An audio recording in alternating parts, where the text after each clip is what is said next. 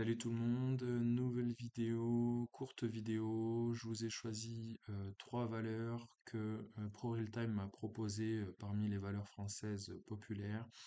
Donc on va commencer par Saint-Gobain. Saint-Gobain côté au CAC 40, entreprise qui distribue et transforme des matériaux, notamment dans le cadre du bâtiment. Vous voyez, donc elle fait que battre les records au fil du temps.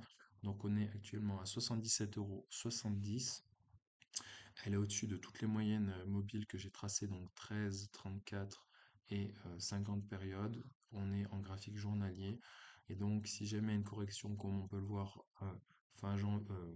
en janvier, en début mars et début avril, eh ben, on pourrait éventuellement viser un support aux alentours de 69 € ou 67 € ou plus bas aux alentours de 62 €.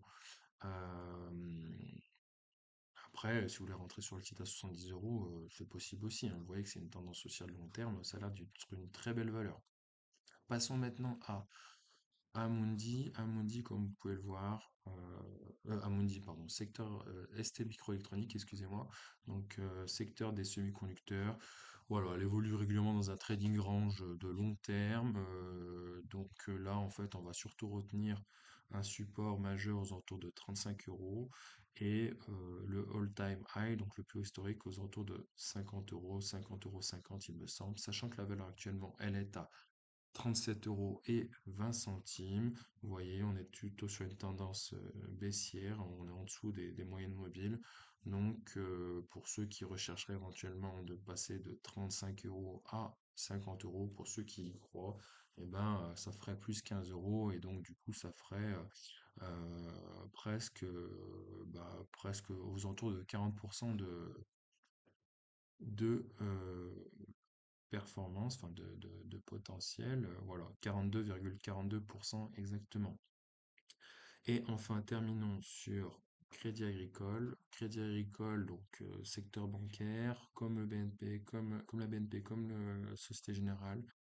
Alors, pour ceux qui suivent l'actu économique et boursière, eh ben, Société Générale a publié des résultats moins pires que prévus par les analyses. Du coup, elle est montée très fortement pour ensuite rebaisser fortement. Est-ce que c'est en lien avec les deux, comment ils appellent ça, là, les deux traders qui auraient récupéré l'héritage de Jérôme Kerviel en 2008? Je ne sais pas. En tout cas, les Sociétés Générales, c'est pas une valeur que j'apprécie en bourse. Il y a mieux comme valeur bancaire, notamment, qu'on pouvait le voir, BNP que j'ai fait sur une autre valeur, sur une autre vidéo, pardon, et que j'ai eu en portefeuille notamment, et Crédit Agricole qui a une tendance haussière, voilà, sur les derniers mois, plutôt sympa à regarder. Vous voyez, on est au-dessus des moyennes mobiles avec des petites corrections. Et donc, vous voyez, le plus haut historique, il est là. C'est la résistance prochaine, donc aux alentours de 15,50 €. Et là, cette bougie-là, comme vous pouvez le voir, celle-ci-là, elle est un peu en étoile, une étoile filante, je crois. C'est pas bon signe d'avoir une bougie rouge avec une grande mèche comme ça.